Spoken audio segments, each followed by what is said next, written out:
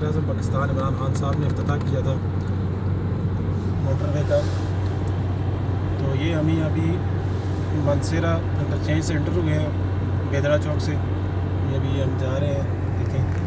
और हमें जो ये देखें इधर, वैसे तो मनसेरा इंटरचेंज का टैग होना चाहिए था। ये देखें शाह मकसूद इंटरचेंज का हमें टैग मिला, पर्ची मिली है।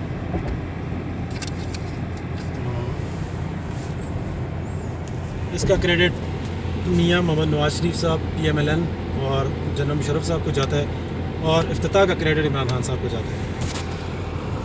और ये सबसे बड़ी नालायकी है कि मनसेरा में 3 इंटरचेंज है, हरीपुर में 5 इंटरचेंज है, लेकिन हमारे नालायक नुमाइंदे एक इंटरचेंज भी नहीं ले सके। अभी हमने किधर से जाना है? इधर से, लेफ्ट राइट, सीधे सीधे।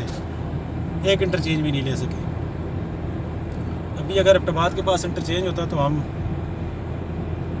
अगले 15 मिनट में एबटाबाद होते, लेकिन अभी हमें या खोकर मैरे हवेलियाँ से उतरना पड़ेगा या कलंदराबाद से, एबटाबाद में इंटरचेंज ना होने की वजह से। तो ये वीडियो देखें तो शायद हमारे नुमाइंदों को कुछ आ जाए शर्म। ओवर। मिलते हैं नेक्स्ट।